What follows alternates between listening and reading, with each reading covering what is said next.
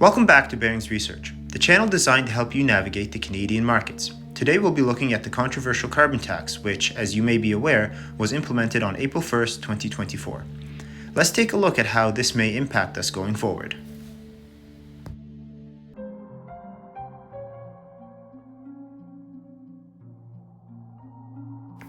Implementing a carbon tax during a period of already elevated interest rates and inflation can indeed have inflationary effects, especially considering Canada's extensive transportation needs.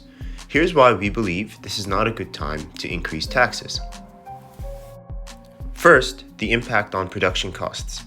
A carbon tax increases the cost of fossil fuels, which are widely used in transportation, manufacturing, and other industries. As a result, businesses may face higher production costs, leading to increased prices for goods and services across various sectors.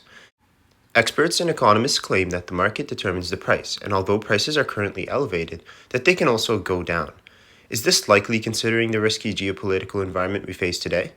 Although the market does set the price, it has been increasing for the last 5 months, which we believe will hit the everyday Canadian harder than the 0.3% estimated by economists.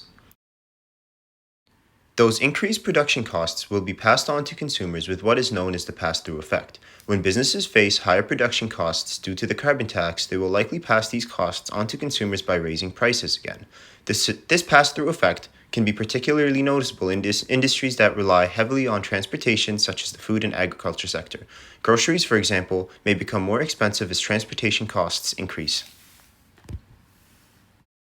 Next, we look at inflation expectations. If consumers and businesses expect prices to continue rising due to the carbon tax, they may adjust their behavior accordingly. Consumers may anticipate higher costs of living and demand higher wages, while businesses may raise prices preemptively to protect profit margins.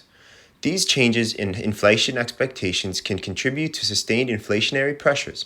If Canadians begin to demand higher wages to keep up, we're also at an increased risk of a wage price spiral. This will then impact the monetary policy response from the Bank of Canada.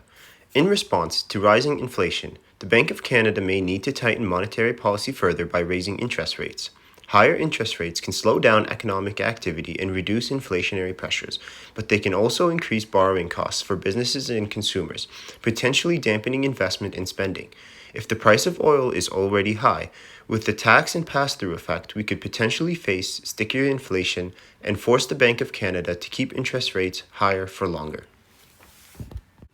The Canadian government also claims that 8 out of 10 individuals will receive more cash back in rebates than they pay.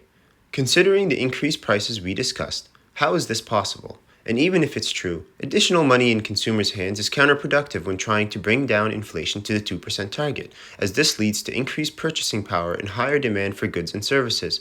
If demand outpaces supply, it can result in upward pressure on prices, contributing to inflation.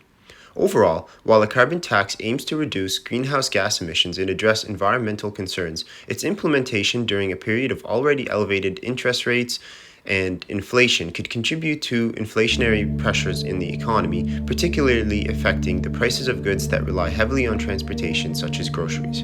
What are your thoughts? Do you think this is poor timing? Let us know in the comments below. If you're interested in this type of content, check out baringsresearch.com to join our premium broadcast channel for real-time alerts and signals. Don't forget to share, like, and subscribe. Thank you.